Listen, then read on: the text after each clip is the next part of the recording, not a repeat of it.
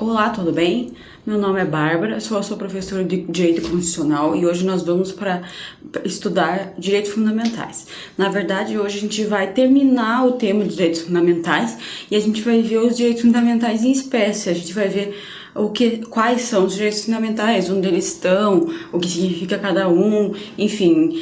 Nas duas últimas aulas de direitos fundamentais, nós aprendemos a teoria geral dos direitos fundamentais, como o que acontece quando eles se conflituam, a história dos direitos fundamentais, enfim, tá? E hoje a gente vai ver eles em espécie. Vamos lá? Então vamos lá. Então, a gente tem uma classificação de direitos fundamentais na Constituição. Na verdade, existe uma classificação maior, que é de seis espécies de direitos fundamentais, mas nessa aula a gente vai ver essas três classificações, que são os direitos individuais e coletivos, os direitos sociais e os direitos políticos, tá? A gente vai ver cada um. Eu dei uma pincelada nos principais pra gente dar uma olhada nessa aula, beleza? Vamos lá. Então, vamos começar pelos direitos individuais e coletivos, tá? Vamos lá. O direito à igualdade. Eu separei, basicamente, onde estão as pinceladas onde estão o direito à igualdade no nosso artigo 5º, principalmente, tá? Então, esses direitos individuais e coletivos, eles estão no artigo 5º da Constituição, em todos os seus incisos em geral, tá?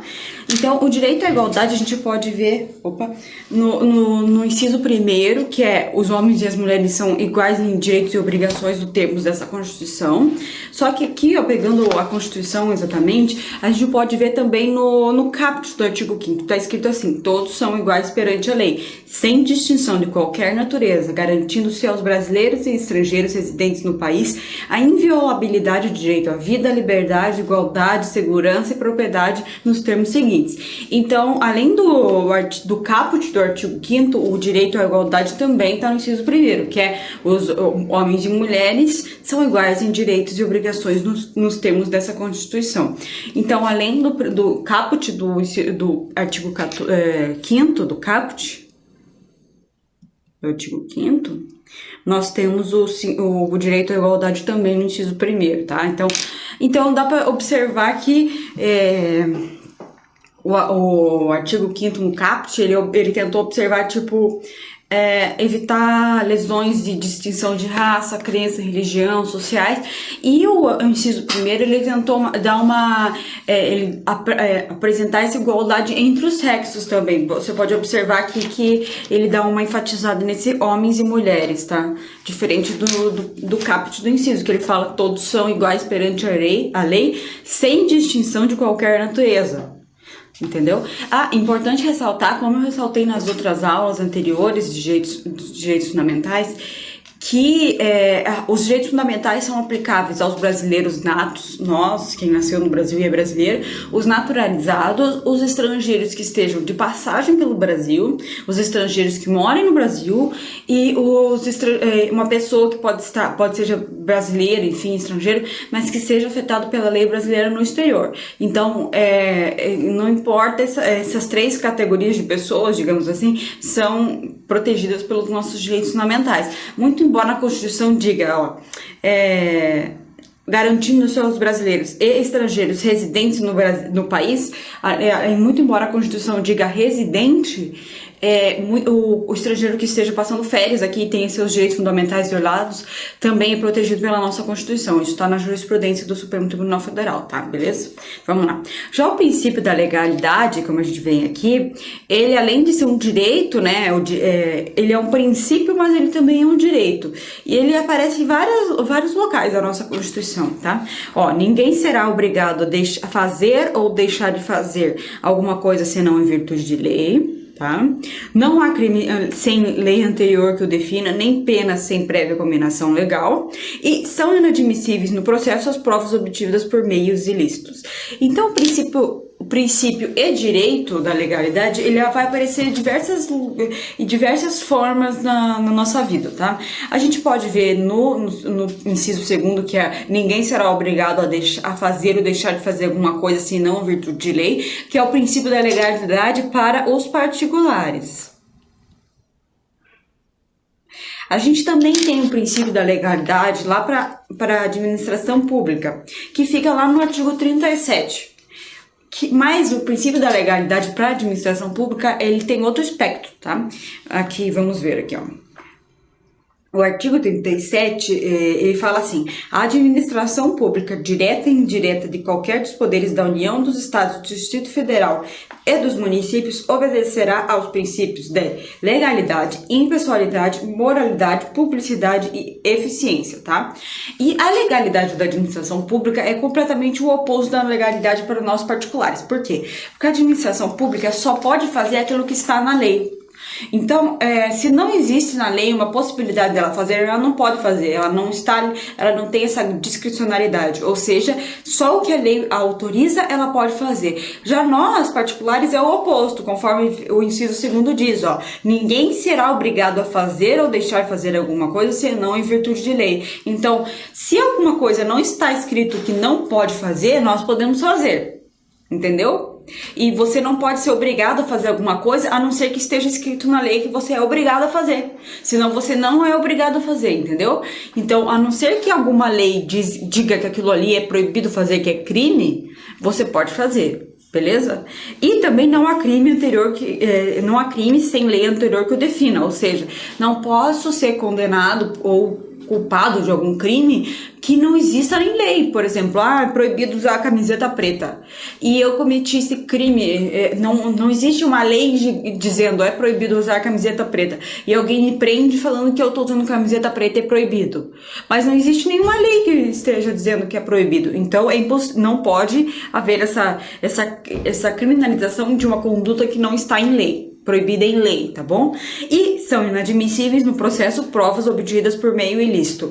Essas provas obtidas por meio ilícito são provas, por exemplo, sem autorização legal, que violem leis processuais, leis, direito material, enfim. Isso não é uma matéria de direito constitucional, mas isso é um princípio fundamental da legalidade, ou seja, toda prova deve ser obtida por meio ilícito, seguindo por um devido processo legal, com autorização judicial, enfim, tudo de acordo com a lei e com o processo, tá?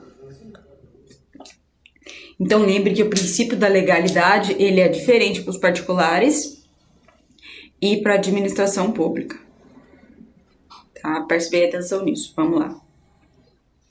Aqui eu juntei uma jurisprudência interessante a respeito do tema, então a gente vai ver ao longo dessa aula os princípios, os direitos, enfim, e uma jurisprudência do Supremo Tribunal Federal a respeito do assunto pra gente dar uma olhada como se contextualiza essa situação, tá? Vamos lá.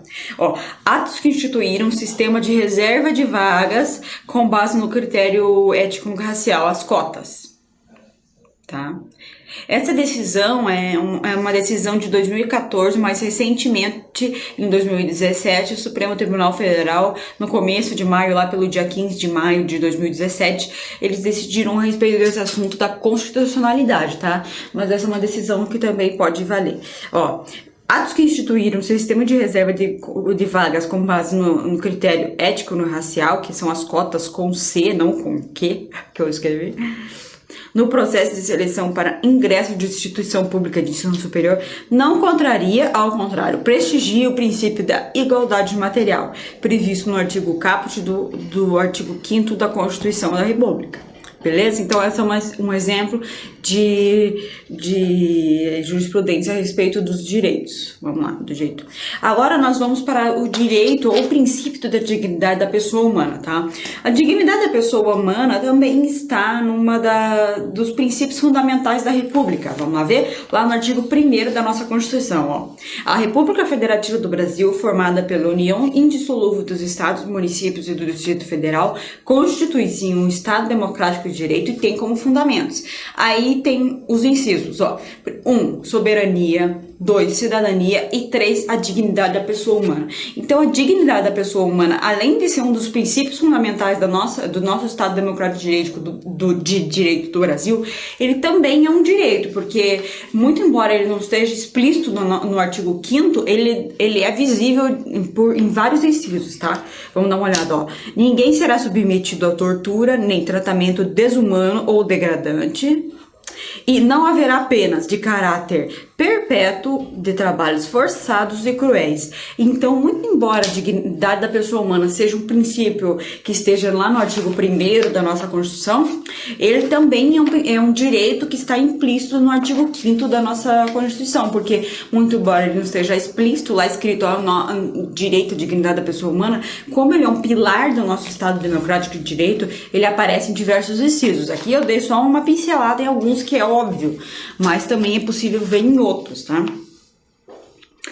O direito à liberdade, vamos lá? A liberdade é um direito que aparece em muitos incisos da nossa Constituição. E coloquei só alguns deles, tá? Ó, liberdade de expressão, religião, atividade intelectual, artística, científica, liberdade de profissão, de exercer uma profissão, de locomoção, de reunião, associação e etc.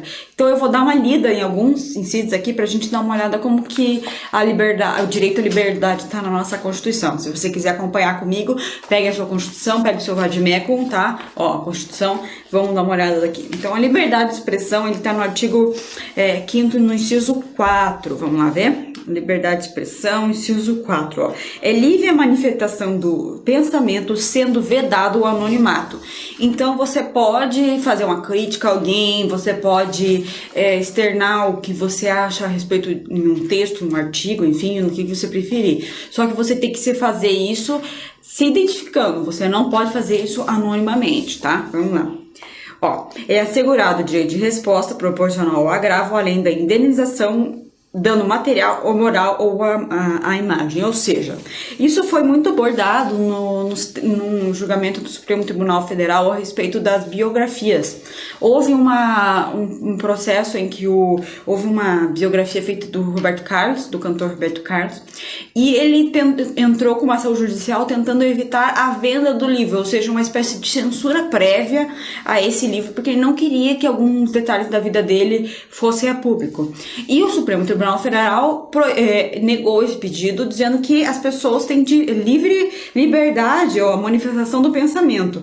Só que caso ele tenha uma violação, ele é assegurado o direito de resposta proporcional ao agravo, além de indenização. Então, caso ele se sinta vulnerado, violado por aquele livro, ele pode processar por danos morais, o que não pode haver censura prévia, beleza? Então, o livro ele foi publicado e caso ele se sinta mal por causa desse livro, ele utiliza esse inciso 5º do nosso artigo 5º também, porque não é possível a censura prévia, mas ele pode ser, sim, indenizado por danos morais eventuais que possam acontecer, tá? E também temos aqui outra liberdade, ó. No inciso 6º, é inviolável a liberdade de consciência, de crença, sendo assegurado o livre exercício dos cultos religiosos e garantida na forma da lei a proteção aos locais de culto e suas liturgias. Ou seja, aqui a gente pode ver a liberdade de religião, de crença, enfim. Não necessariamente uma religião, porque às vezes você pode ser maçom, por exemplo, e maçonaria não é uma religião. Mas você uma espécie de culto, uma reunião, enfim, e também pode se encaixar nesse inciso, vamos lá?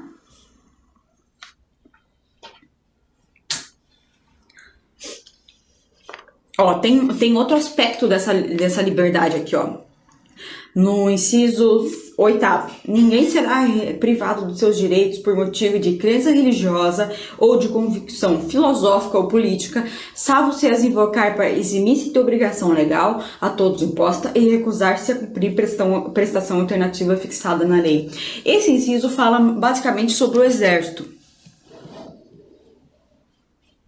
Porque é o seguinte, que algumas religiões proíbem que você faça parte do exército porque segurar em armas, enfim, matar ou possibilidade de matar, enfim.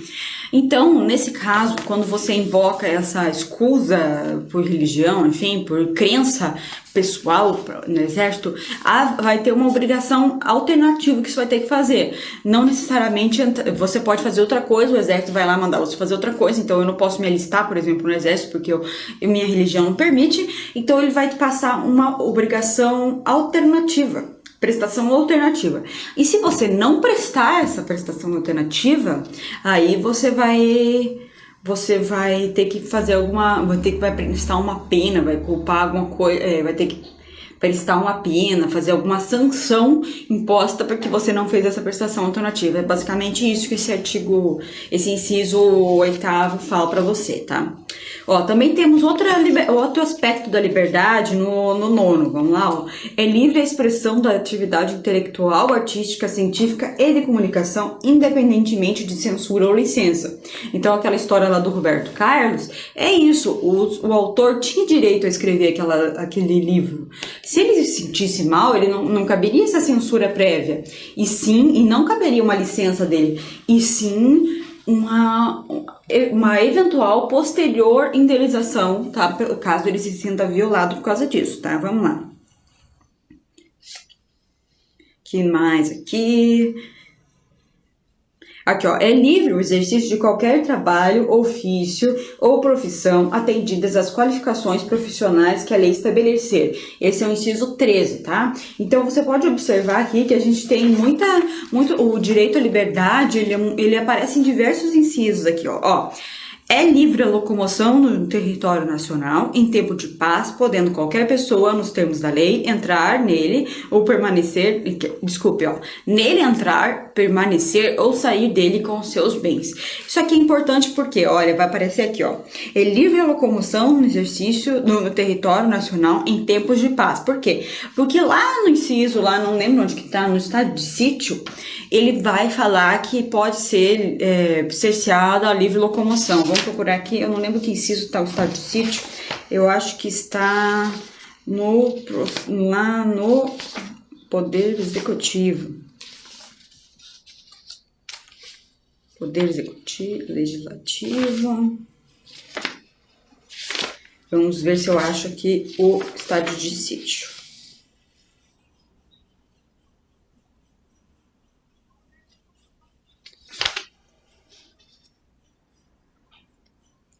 E, gente, eu não lembro onde que tá o estado de sítio, enfim.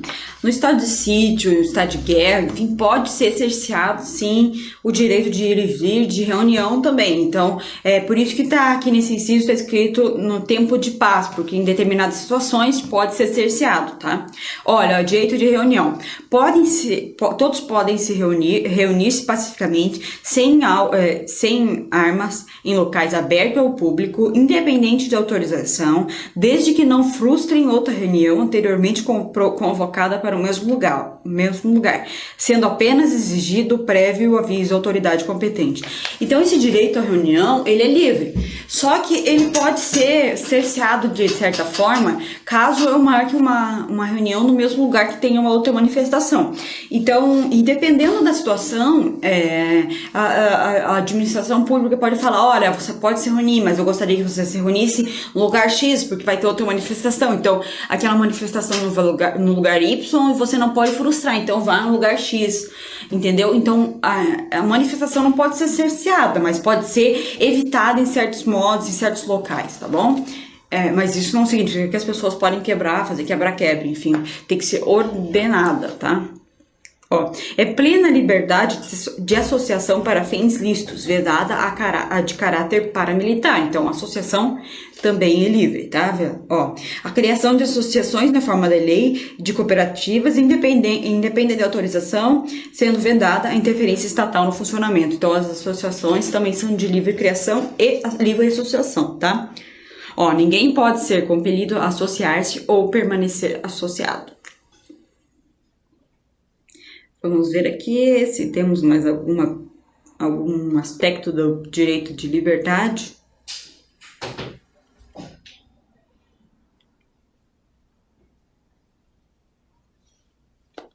Aqui a gente já está observando no final, aqui é mais direitos de liberdade da pessoa física, tá?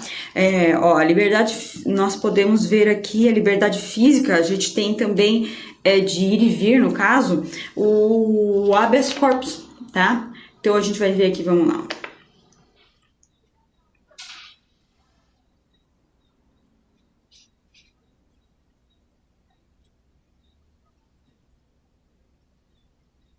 Vamos achar aqui, ninguém será preso, ó. Ninguém será preso senão em flagrante delito ou por ordem escrita e fundamentada de autoridade judiciária competente, salvo nos casos de transgressão militar ou crime militar ou crime propriamente militar, definidos em lei. A prisão de qualquer pessoa e o local onde se encontra serão comunicados imediatamente ao juiz competente e à família do preso por ele indicada, tá? A prisão ilegal será imediatamente relaxada pela autoridade judiciária. Ninguém será levado à prisão ou nela mantido quando a lei admitir liberdade provisória aos com ou sem fiança. Tá? Conceder-se-á habeas corpus sempre que alguém sofrer ou se achar ameaçado de sofrer violência ou coação de sua liberdade de locomoção por ilegalidade ou abuso de poder, tá? Então aqui a gente tem a liberdade de ir e vir e a possibilidade de cercear essa liberdade através da prisão ou a possibilidade de evitar que essa liberdade seja cerceada de forma ilegal, tá? Então a gente também tem isso aí, ó. Conceder-se-á qualquer cidadão é parte legítima para a procuração popular. Então a gente pode observar aqui, ó, que são gratuitas as ações de habeas corpus e habeas data na forma da lei, os atos necessários ao exercício da cidadania. Então a gente observa que a liberdade, eu coloquei só umas pinceladas dela aqui, mas ela é tão ampla quanto você pode observar. O artigo 5º, olha, tem vários incisos aqui. E ela aparece em diversos deles, não às vezes nem explicitamente, mas implicitamente no princípio, assim, como se fosse um princípio por trás daquele artigo, tá? Vamos lá. Aqui eu coloquei 2 jurisprudências a respeito desses direitos, vamos ver. Ó, a Lei 8.899 de 94 é parte das políticas públicas para inserir os portadores de necessidades especiais na sociedade e objetiva a igualdade de oportunidades e humanização das relações sociais, em cumprimento aos fundamentos da República de cidadania e dignidade da pessoa humana, o que se concretiza pela definição de meios para que eles sejam alcançados. Tem agora o Estatuto do Portador de Deficiência, que também visa a inclusão dele na sociedade, tá? Ó, não se pode permitir que a lei faça uso de expressões pejorativas ou discriminatórias ante o reconhecimento da liberdade de orientação sexual como liberdade essencial do indivíduo. Observe-se aqui que, olha, além de todos esses aspectos da lei que eu demonstrei da liberdade, direito à liberdade, também tem o direito à liberdade de orientação sexual. Então você pode observar que esse espectro é muito grande e pode alcançar diversos outros tipos de liberdade que muitas vezes nem estão escritos na Constituição. Vamos lá? Olha o direito de petição. O direito de petição aos poderes públicos em defesa de direitos e contra a ilegalidade ou abuso de poder, tá? Ó, conceder-se a habeas corpus, que também é uma forma de petição, e conceder-se a mandado de segurança, que também é uma forma de petição para proteger direito líquido e certo, não amparado por habeas data ou habeas corpus, quando o responsável pela ilegalidade ou abuso de poder for autoridade pública, agente de pessoa jurídica ou a serviço de atribuições do poder público. Então, o direito de petição, ele é bem amplo, tá? O direito de petição vai do você pedir uma certidão na administração pública, pode passar pelo habeas corpus e mandado de segurança. O direito de petição também pode ser, ó, na ação popular, tá? Aqui temos aqui, ó. Qualquer cidadão é parte legítima para a procuração popular que vise anular ato lesivo ao patrimônio público ou de entidade em que o Estado que participe, moralidade administrativa, ao meio ambiente e ao patrimônio histórico e cultural, ficando o autor, salvo comprovada má-fé, isento de custos judiciais e de ônus de sucumbência. Então você pode observar que, conforme eu disse anteriormente, além de ser gratuita o habeas corpus e habeas data, também a ação popular é gratuita. Então é uma forma de incentivar esse direito à petição, que é uma forma de participação do cidadão no Estado, na política, enfim, tá? Ó, temos uma decisão do STF. O direito de petição qualifica-se como uma prerrogativa de extração constitucional assegurada à generalidade das pessoas pela Carta Política. Traduz direito público subjetivo de índole essencialmente democrático. Então faz parte da forma do cidadão participar da vida pública, tá? O direito de petição, contudo, não assegura por si só a possibilidade do interessado, que não dispõe de capacidade postulatória, ingressar em juízo para, independente de advogado, litigar investigar em nome próprio ou com representantes de terceiros. Então, muito embora há o direito de petição na Constituição, em determinadas situações, como na ação popular ou no habeas data, você tem que ter advogado. No habeas corpus não é necessário advogado, tá? Vamos lá? Olha, o direito à privacidade, um dos direitos que mais estão presentes na nossa Constituição Federal. Ó, a casa é asilo inviolável do indivíduo, ninguém podendo nela penetrar sem consentimento do morador, salvo em flagrante delito, desastre ou para prestar socorro ou durante o dia por determinação judicial. Então, aqui nesse inciso aqui, a gente observa algumas limitações ao direito a inviolabilidade da casa, do domicílio. Vamos ver aqui, ó. Se houver flagrante delito ou decisão judicial, no flagrante delito poderá haver entrada dentro da casa do sujeito a qualquer hora. Por exemplo, o sujeito está correndo na rua, foi visto assassinando uma mulher no meio da rua. O policial viu, saiu correndo, ele correu, entrou dentro de casa. Não é porque ele está dentro da casa dele, se trancou lá, o policial é impossibilidade de entrar lá. Não, ele está em flagrante, então ele pode entrar dentro da casa para prender esse cidadão, tá? Durante o dia, por determinação judicial. Então, a determinação judicial vai ser, o mandado judicial de prisão pode ser cumprido somente durante o dia. À noite, só se for autorizado, tá? Pelo morador. Caso contrário, somente durante o dia, tá? Ou em caso de desastre, por exemplo, tem uma avalanche na casa da pessoa, cai um desabamento na casa da pessoa, não vai precisar de autorização judicial para salvar alguém. Então, pode entrar sem necessidade de autorização ou mandado judicial, tá? Ó, é inviolável o sigilo da correspondência, das comunicações telegráficas, de dados e das comunicações telefônicas, salvo no último caso por ordem judicial, nas hipóteses da forma que a lei estabelecer para fins de investigação criminal ou instrução de processo penal. Então, observe aqui que, além disso, também pode inserir o sigilo bancário, tá? Então, a privacidade também vai em relação de correspondência, comunicações telefônicas, quer dizer, bancário, dados, enfim, telegráficas, dados. Então, a única forma de quebrar isso é por ordem judicial, na forma da lei, em investigação criminal, preste bem atenção, ou instrução processual penal. Então, numa ação civil, isso não é possível de acontecer. Tem uma lei que regulamenta isso exatamente, mas conforme a Constituição já diz de antemão, é só investigação criminal ou processo penal. Civil não é possível, tá? Pode haver prova emprestada, é claro, possível, mas não pode o civil criar essa prova, pode ser emprestar a prova do processo penal, tá? Vamos lá. Então, existem outras possibilidades desse direito à privacidade aqui. Temos outras formas aqui, ó. São invioláveis a intimidade, a vida privada, a honra, a imagem das pessoas, assegurado o direito à indenização pelo dano moral ou material ou moral decorrente de sua violação. Então também temos o direito à privacidade que protege a intimidade, vida privada, a honra e a imagem, tá? Vamos ver aqui. Mais aqui. Privacidade. Enfim, né? A gente aqui, ó, temos outra exceção ao direito à privacidade, ó.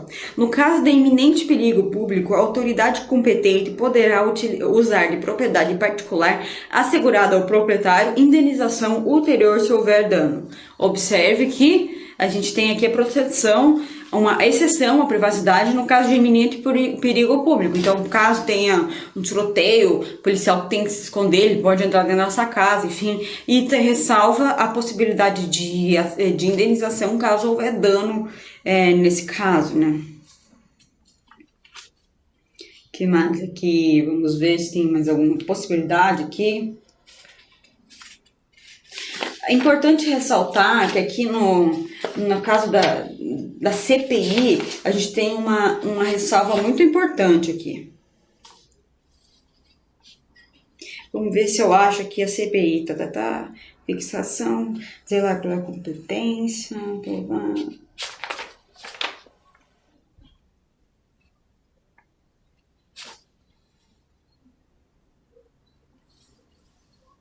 cargo do Congresso Nacional, governo, ajustar atos.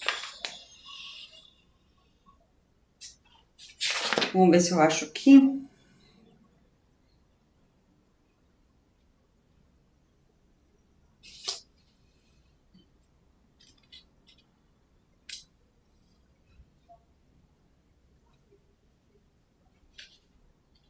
Achei aqui, desculpa gente, mas eu precisava achar. No artigo 58, no parágrafo 3º da Constituição. Se você quiser acompanhar, vamos lá. Ó. As comissões parlamentares de inquérito terão poderes de investigação próprios das autoridades judiciais, além de outros previstos nos regimentos das casas. Serão criados pela Câmara dos Deputados e pelo Senado Federal, em conjunto ou separadamente, mediante requerimento de 1/3 dos seus membros para apuração de fato determinado e por prazo certo, tá? Importante ressaltar aqui que, muito embora esteja escrito aqui, as comissões parlamentares de inquérito terão poderes de investigação próprios das autoridades judiciais, existem algumas coisas, algumas determinações que eles não podem fazer em relação ao direito da privacidade, tá? Eles podem fazer a quebra de sigilo bancário, tá? Mas eles podem requerer a quebra do sigilo das comunicações.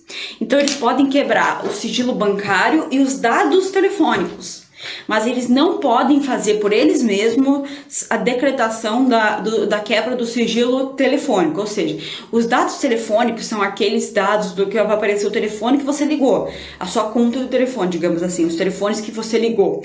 Agora, a conversa, o grampo, digamos assim, ele só pode ser feito pelo juiz. Então, muito embora que as comissões, a CPI diga que eles têm poderes de investigação próprios de autoridades judiciais, tem algumas limitações, tá? Então, o STF já entendeu que ele pode haver quebra do sigilo bancário e dos dados telefônicos, mas o grampo não é possível ser feito pela CPI, tá bom? Então, preste bem atenção, isso é um direito à privacidade que muitas vezes é protegido pela Constituição, vamos lá? Ó, temos aqui, ó, sigilo bancário, espécie de direito à privacidade protegido pela Constituição de 1978, não é absoluto, pois deve ceder diante dos interesses públicos, sociais e da justiça. Assim, deve ceder também na forma e com observância do procedimento legal, com respeito ao princípio da razoabilidade. Então, às vezes, em alguns casos, pode quebrar o sigilo bancário, em outros casos, não. Então, não é absoluto. Vamos lá. Ó, inviolabilidade de domicílio. A busca e apreensão domiciliar sem mandado judicial em caso de crime permanente, fixada a interpretação que a entrada forçada em domicílio sem mandado judicial só é lícita, mesmo em período noturno, quando amparada por fundadas razões devidamente justificadas a posteriori, que indiquem que dentro da casa ocorre situação de flagrante delito sob pena de responsabilidade disciplinar, civil e penal do agente ou da autoridade e a nulidade dos atos praticados. Ou seja, conforme a gente disse aqui, só pode entrar na casa do sujeito quando esteja em flagrante delito. Nos casos de crime permanente, esse flagrante se renova com o tempo sempre. Por quê? Porque ele está em crime permanente, ele está em permanência daquela situação de flagrância. Aí pode entrar na casa, mesmo que seja de noite. Por quê? Porque ele está em situação de flagrância, tá bom? Vamos lá. Direito à propriedade, um dos direitos bem presentes na nossa Constituição. Importante ressaltar que ele não tem mais a característica privada, totalmente privada, que ele tinha lá no começo da Revolução Francesa, lá no direito feudal. Ele agora já tem uma característica mais pública, digamos assim, tá? Não é só um direito privado, tá? Então vamos ver, ó, o direito à propriedade. É garantido o direito à propriedade, então o artigo 5º só fala isso porque ele fala explicitamente por quê? Porque é um direito uma cláusula pétrea, digamos assim, o direito à propriedade. A propriedade atenderá à sua função social, então você não pode deixar, só porque você tem um terreno lá, eu tenho um terreno, eu não tenho nada construído nele, só que eu deixo crescer um mato de 10 metros de altura. Não pode, a sua propriedade tem que atender a função social, então você tem que fazer alguma coisa. Por isso que normalmente o IPTU de um terreno que não tem nada construído é mais alto de um terreno que tem alguma coisa construída, porque força o proprietário a fazer alguma coisa com aquele terreno, porque ele tem uma função social, a propriedade, tá? Ó, a lei estabelecerá o procedimento para desapropriação por necessidade ou utilidade pública ou interesse social. Então, o direito à propriedade também tem exceções. Uma delas é a desapropriação, que é a forma de colocar um interesse público sobre o interesse privado, tá? Ó, a pequena propriedade rural, assim, definida, desde que trabalhada pela família, não será objeto de penhora. Então, vamos ler inteiro esse inciso, porque esse inciso é importante. Vamos lá. Vou voltar para o artigo 5º. A pequena propriedade rural, assim definida em lei, desde que trabalhada pela família, não será objeto de penhora para pagamento de débitos decorrentes de sua atividade produtiva, dispondo a lei sobre os meios de financiar seu desenvolvimento. Então, é uma forma de direito à propriedade, porque a família ali, ela... Conforme diz o inciso aqui, essa pessoa, essa família, o sustento dela vem dessa propriedade rural. Então não seria justo você penhorar essa propriedade, que é o único lugar que as pessoas têm, para débitos da sua atividade, né? Então é uma forma de proteger. Ó. Também temos o direito à propriedade intelectual. Então, o direito à propriedade, além do terreno, do físico da pessoa ali, também temos o direito à propriedade intelectual. Ó.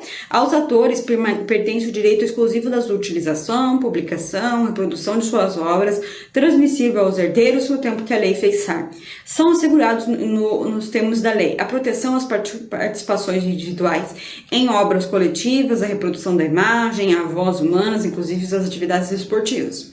O direito à fiscalização de aproveitamento econômico das obras que participarem de seus criadores, aos intérpretes, às respectivas representações sindicais e associativas. A lei assegurará aos autores de inventos industriais privilégio temporário para sua utilização, bem como proteção às criações industriais, à propriedade de marcas, aos nomes de empresas, aos outros signos distintivos, tendo em vista o interesse social, desenvolvimento tecnológico e econômico do país. Também temos aqui, ó, é garantido o direito de herança. A sucessão de bens estrangeiros situados no país será regulada pela lei brasileira em benefício do cônjuge dos filhos brasileiros, sempre que não lhes seja favorável a lei pessoal do decujus. Então, aqui nós temos a observância da possibilidade da lei, do direito à propriedade ser além do direito à propriedade de ter uma casa, de ter uma terra. Também temos direito à propriedade intelectual, a defesa das marcas. Então, lá em direito empresarial, você pode aprender como que você vai proteger a sua marca, seu invento, enfim, tem todo esse direito, também é um direito fundamental da pessoa, tá?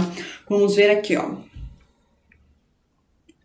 Ó, a lei estabelecerá o procedimento para desapropriação por necessidade ou utilidade pública ou por interesse social, mediante prévia e justa indenização em dinheiro, ressalvados os casos nessa Constituição. Temos aqui também, ó, então nós temos vários direitos de propriedade de diversas formas. Então é muito interessante isso, porque quando a gente fala em direito à propriedade, a gente só pensa naquela propriedade de ter uma terra, de ter um uso capião, e pode ter uma propriedade intelectual, você escrever um livro, você pintar um quadro, enfim, também é defendido pela Constituição, tá? Vamos lá. Temos outra jurisprudência aqui. Quadras residenciais no plano piloto da Asa Norte e Asa Sul. Tombamento. Competência do Poder Executivo para estabelecer as restrições do direito de propriedade.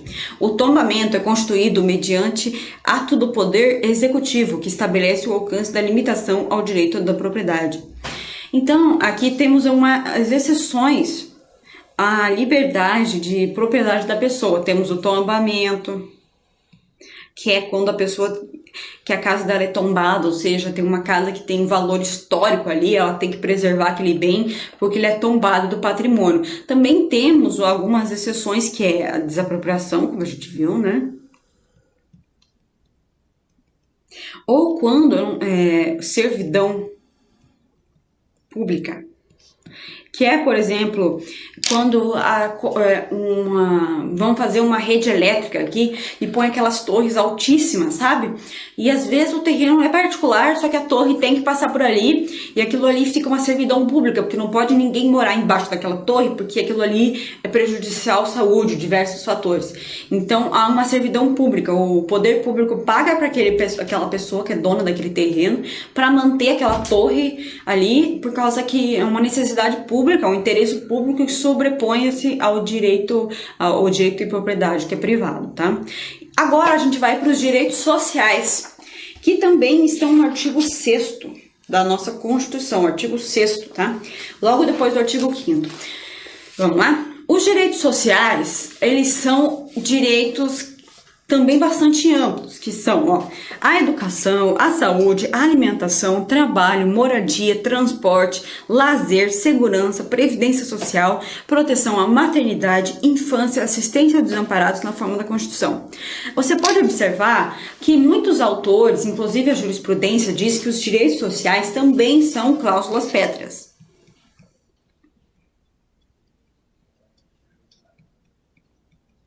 E também são direitos fundamentais. Então, muito embora somente diga o artigo 5º aqui, que sejam direitos e deveres individuais, coletivos e fundamentais, as garantias fundamentais, o artigo 6º também pode ser incluído nos direitos fundamentais, tá? Muitos deles, muitos autores e a jurisprudência também têm se inclinado nesse sentido, que educação, saúde são direitos fundamentais, que são aplicáveis diretamente, não cabem restrição, enfim, tá? O artigo 6º, é importante ressaltar, que o caput ele nomeia esses direitos sociais, mas os incisos e os demais artigos, eles falam mais no trabalho. Então, muito embora os direitos sociais sejam todos eles, o capítulo de direitos sociais trabalha mais sobre direitos do trabalho, enfim, garantias do trabalhador, tá? A gente vai falar sobre isso agora, vamos lá, Vamos lá, ação direta de constitucionalidade por omissão, alegada inércia atribuída para o presidente da República erradicar o alfabetismo no país, para implementar o ensino fundamental obrigatório e gratuito a todos os brasileiros, tá? Aqui diz que é dever de todos e da nação, direito de todos e dever da nação a educação. Então aqui diz que é dever do Poder Executivo erradicar o alfabetismo no país, tá? Temos lá, pesquisas com substâncias humanas para fins terapêuticos, direito à saúde, positivado com de primeiros direitos sociais de natureza fundamental. Conforme eu disse, então temos essa característica que os direitos fundamentais têm natureza fundamental, então eles também sociais têm natureza fundamental, então eles também são considerados direitos fundamentais, tá?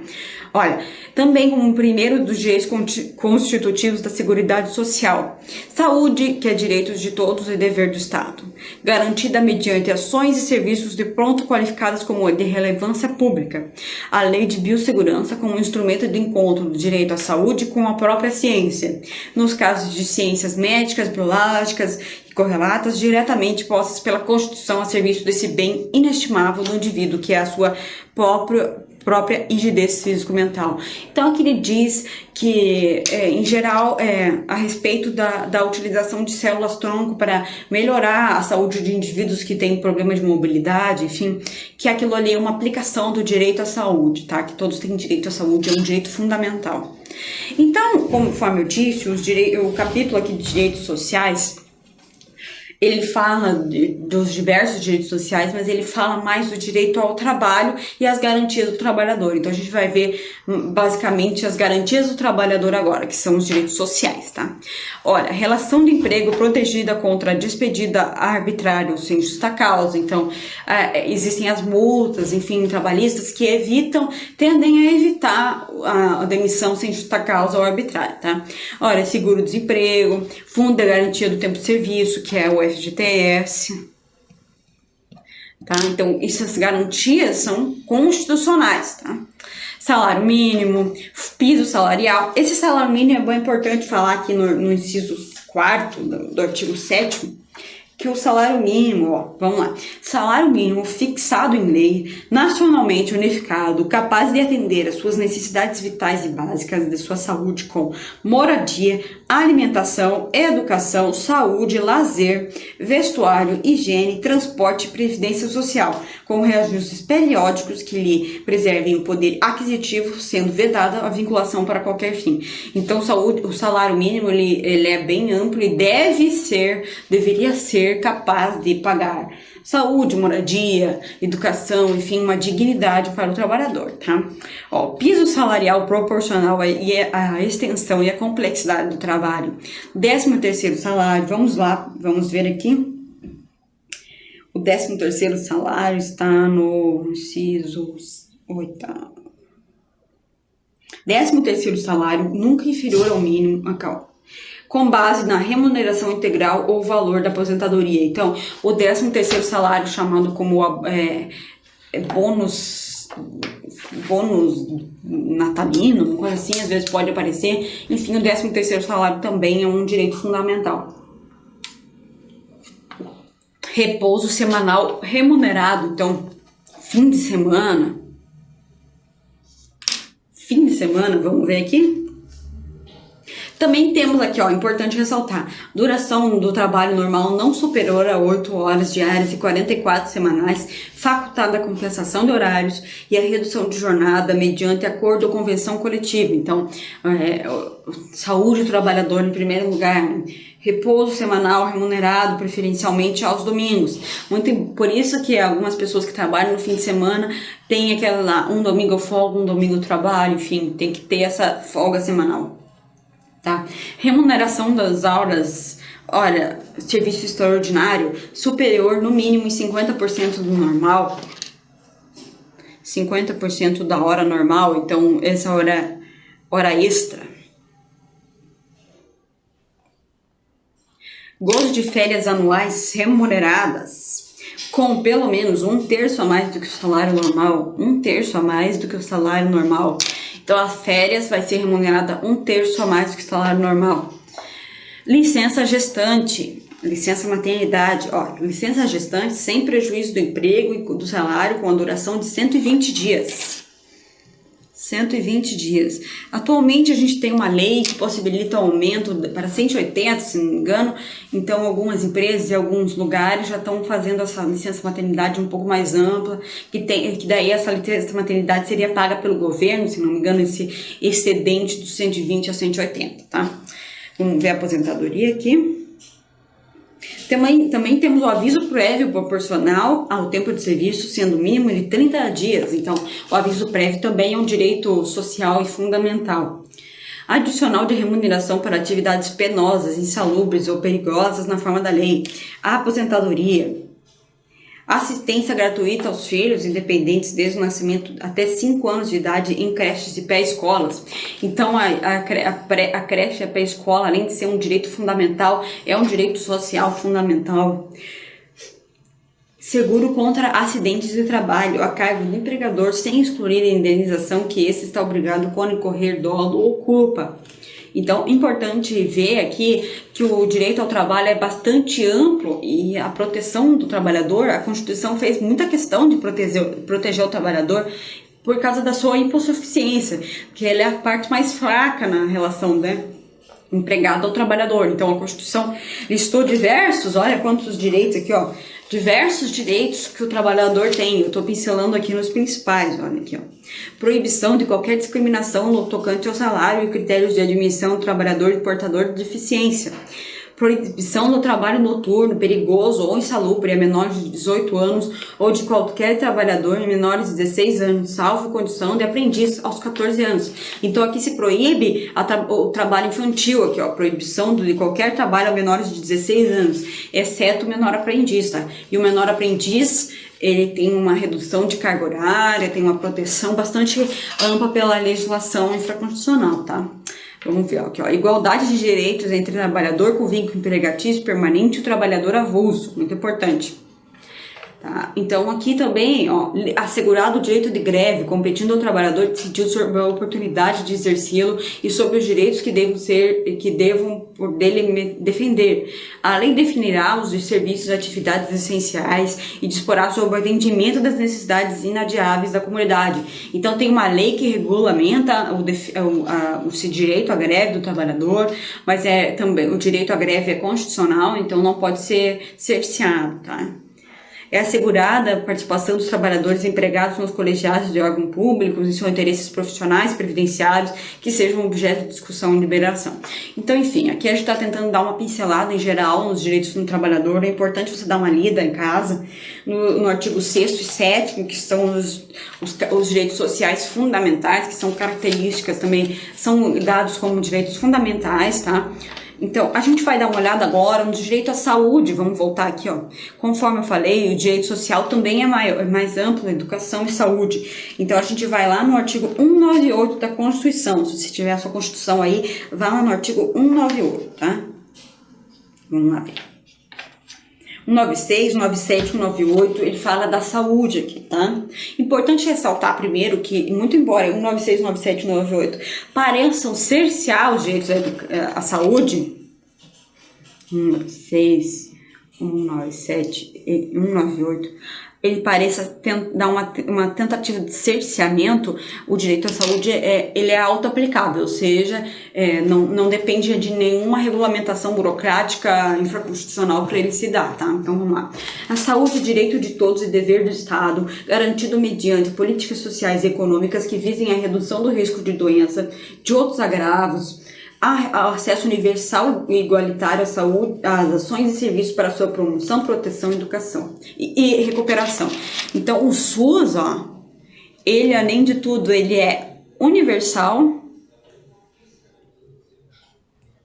e igualitário. Então, caso você você seja uma cidade, você está em outra cidade, outro estado, e você passe mal, não é necessário que você mora ali para você ser atendido pelo SUS. O SUS é universal e igualitário, tá? Vamos lá.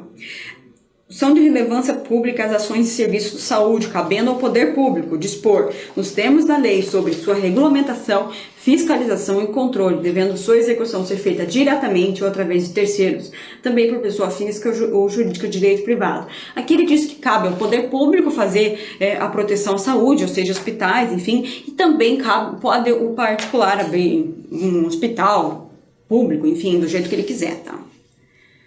Conforme diz 199, que diz, ó, assistência à saúde é livre à iniciativa privada. Então, podem haver hospitais públicos, privados, desculpe, não há nenhuma vedação a isso, tá?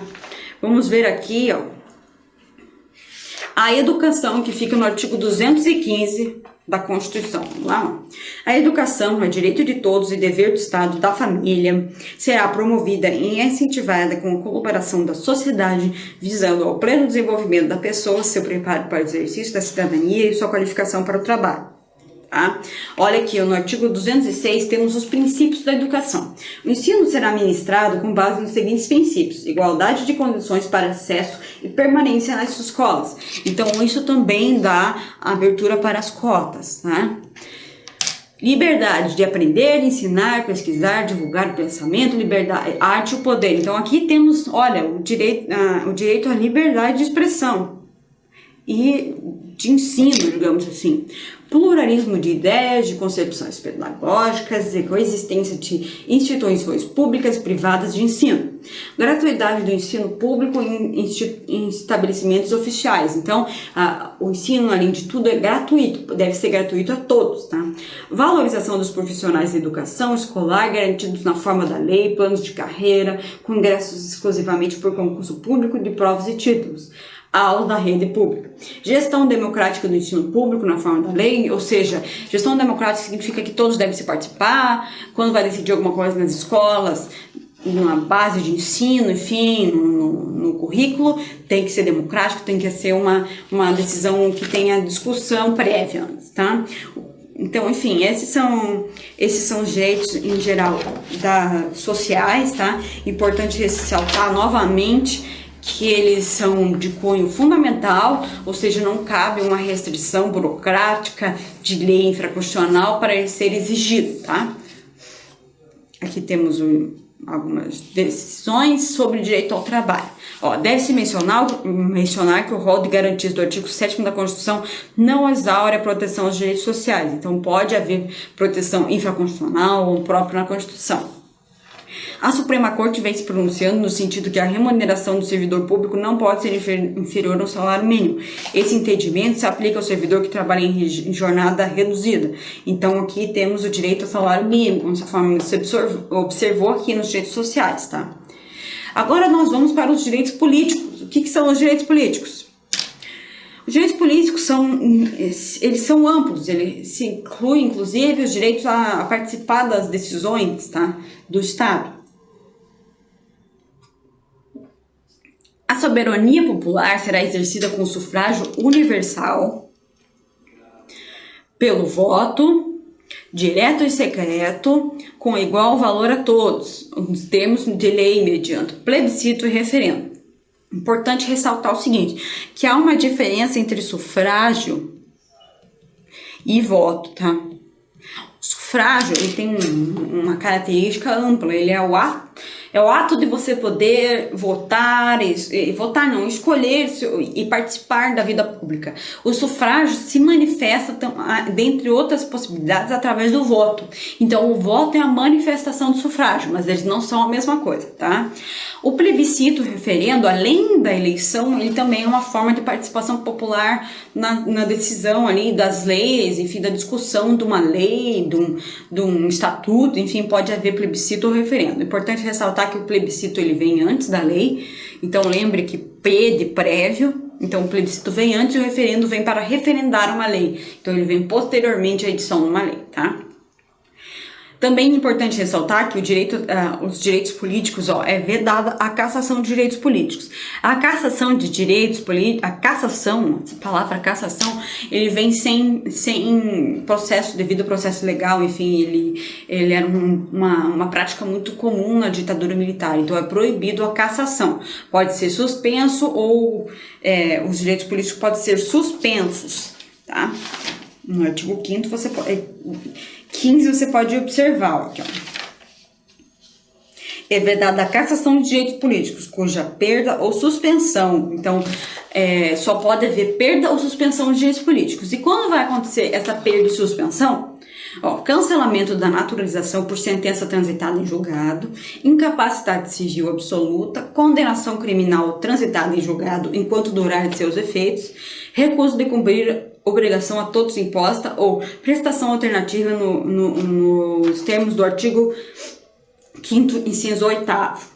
Improbidade administrativa nos termos do artigo 37, parágrafo 4º. Então, os direitos políticos só podem ser suspensos ou cancelados, jamais cassados, tá? A iniciativa popular pode ser exercida, aqui eu coloquei o artigo 61 da Constituição, que fala de como você pode colocar lá uma lei, um projeto de lei para ser votado com iniciativa popular. Vamos observar isso? lá no parágrafo 2º no artigo 61, tá? Vamos ler aqui, ó. A iniciativa popular pode ser exercida pela apresentação da Câmara dos Deputados de projeto de lei subscrito por, no mínimo, 1% do eleitorado nacional, distribuído pelo menos em 5 estados, não menos de 0,3% de eleitores de cada um deles. Então, a possibilidade do povo também demonstrar a lei, apresentar um projeto de lei. Importante ressaltar que não existe possibilidade do povo fazer emenda constitucional. Então, só pode fazer lei, jamais emenda constitucional, tá? O direito político, então, a gente vê os direitos políticos divididos em várias formas. A forma de voto, a forma de fazer petição, a forma de você fazer também projeto de lei, e também temos o direito à pluralidade política. O que significa isso?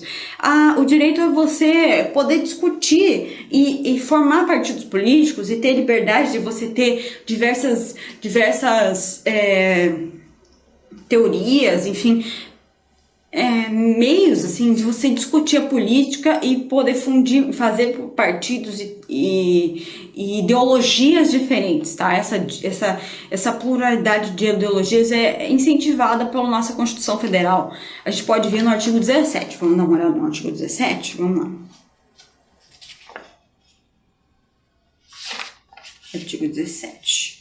É livre a criação, fusão, incorporação e extinção dos partidos políticos, resguardados a soberania nacional, o regime democrático de direito, o pluripartidarismo, os direitos fundamentais da pessoa humana e observados os preceitos. Então, aqui, ó, é importante ressaltar no artigo 17, no parágrafo 1º, vamos dar uma olhada? É assegurada aos partidos políticos autonomia para definir sua estrutura interna, organização e funcionamento para adotar critérios de escolha e regime de suas coligações eleitorais, sem obrigatoriedade de vinculação entre candidaturas no âmbito nacional, estadual, distrital ou municipal, devendo seus estatutos estabelecer normas de disciplina e fidelidade partidária. Então, é importante ressaltar que aqui a Constituição deixa os partidos livres para a criação. Então, é uma forma de você incentivar a liberdade político-partidária, essa pluralidade política, essa liberdade de ideologias, tá? Então, ao contrário do que antes veio, como a Constituição veio de um sistema que era uma ditadura, ela quis tornar essa pluralidade política a mais ampla possível, tá?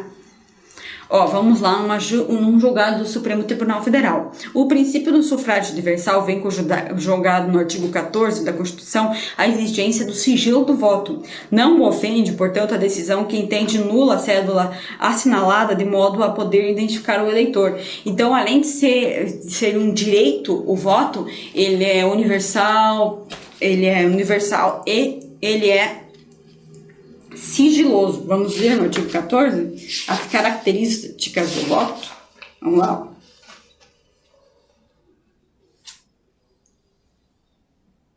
A soberania popular será exercida através do sufrágio universal, do voto direto e secreto, ou seja, sigiloso, com valor igual para todos, ou seja, todo mundo tem o mesmo voto, e nos termos da lei, mediante plebiscito, referendo ou iniciativa popular. O alistamento eleitoral e o voto são obrigatórios para os maiores de 18 anos e facultativo para os analfabetos maiores de 70 e maiores de 16 e menores de 18. Então, se você tem 17 anos ou 16, se você é analfabeto, ou se você tem mais de 70 anos de idade, você tem o voto facultativo, então você pode escolher se você vota ou não. Ó, se você tem 18 anos, se você é alfabetizado, nessas duas hipóteses, assim, com essas duas características, você tem que votar, o voto é obrigatório, tá? Então, são esses os direitos fundamentais. Basicamente, os direitos fundamentais estão no artigo 5º, no artigo 6º, no artigo 7º, e são os direitos políticos também, porque nós entendemos que o voto também é um direito fundamental, uma forma de participação do cidadão no Estado, então é de cunho de importância fundamental, tá? Espero que você tenha entendido. Importante você dar uma lida no artigo 5º, dar uma olhada nos outros artigos da Constituição, observar a amplitude que tem esses direitos fundamentais na nossa vida, tá bom? Muito obrigada e até mais.